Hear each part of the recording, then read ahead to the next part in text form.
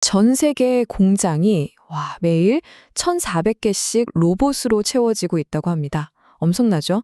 자, 지금부터 이 로봇과 자동화 혁명이 대체 어떻게 산업 지형을 바꾸고 있는지, 그리고 그 거대한 흐름 속에서 우리가 어떤 투자 기회를 잡을 수 있을지 데이터로 한번 제대로 파헤쳐 보겠습니다.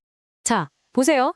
2024년, 그러니까 단 1년 만에요. 무려 50만 대가 넘는 산업용 로봇이 전 세계 공장에 새로 깔렸습니다. 이 50만이라는 숫자가 이게 그냥 기계 몇 대 늘어났다는 그런 차원의 얘기가 아닙니다. 이건 말 그대로 생산성의 한계를 깨부수고 우리가 일하는 방식 자체를 아예 뿌리부터 바꾸는 정말 거대한 변화의 신호탄이라고 봐야겠죠? 그래서 오늘은요, 먼저 지금 로봇 혁명이 어디까지 왔는지 그 현주소를 좀 보고요. 그리고 얼마나 시장이 뜨거운지 데이터로 확인해 볼 겁니다. 그 다음엔 대표적인 기업은 어딘지, 또 앞으로의 성장 동력은 뭔지, 그리고 혹시 모를 리스크는 없는지까지 꼼꼼하게 짚어본 다음에 최종 결론을 한번 내려보겠습니다. 자, 그럼 첫 번째 이야기, 로봇 혁명입니다. 이제 로봇은요, 예전처럼 단순히 공장 조립 라인에서만 일하는 게 아니에요. 이걸 넘어서서 산업의 두뇌 역할까지 넘보고 있거든요. 어떻게 그게 가능한지 한번 살펴보겠습니다. 우리가 지금 정말 역사적인 전환점 한가운데 서 있습니다. 왜냐하면요, 세 가지 거대한 흐름이 딱 맞아떨어졌기 때문이에요. 첫째, 만성적인 노동력 부족 문제. 둘째, 해외에 나갔던 공장들이 다시 자국으로 돌아오는 리쇼링 현상. 그리고 마지막으로 이제는 정말 기술이 무르익은 인공지능 AI죠. 이 세 가지가 만나서 그야말로 퍼펙트 스톰을 만들면서 전 세계 산업 지도를 아예 새로 그리고 있는 겁니다. 자, 두 번째 섹션입니다. 제가 방금 이 산업이 엄청나다고 말씀드렸는데 이게 그냥 하는 말이 아니거든요. 불타오르는 산업. 이라는 표현이 결코 과장이 아니라는 걸 지금부터 구체적인 숫자로 직접 보여드리겠습니다. 자, 이 차트 한번 보시죠. 이게 모든 걸 말해줍니다. 2024년에 새로 설치될 로봇 현황인데요. 아시아, 호주 지역이 무려 40만 2천 대. 이게 전 세계 시장의 74%입니다. 74%요? 압도적이죠.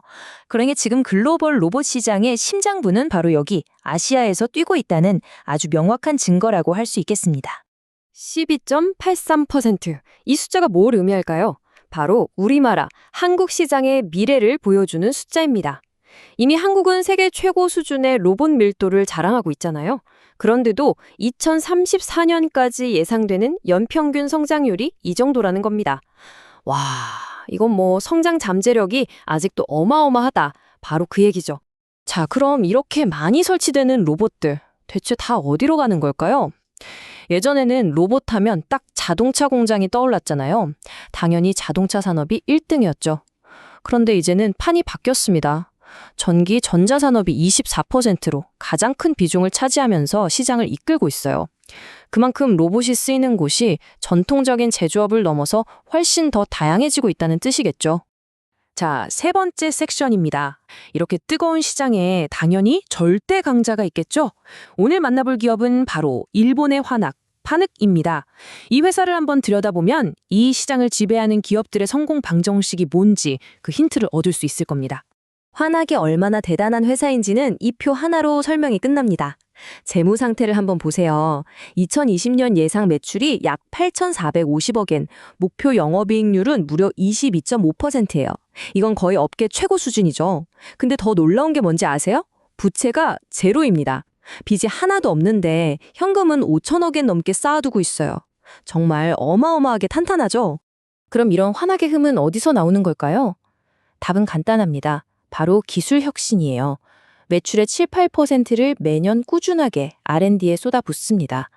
그 결과물이 오냐면 로봇이 알아서 최적의 경로를 짜는 AI 기술, 또 기계가 고장나기 100시간 전에 미리 알려주는 예측 기술 같은 것들이죠. 특히 가상 공간의 실제 공장을 99.8% 정확도로 똑같이 만들어서 시뮬레이션 돌려보는 이 디지털 트윈 기술은 정말 이 회사의 압도적인 경쟁력이 뭔지 제대로 보여주는 대목입니다. 자, 네 번째 섹션입니다.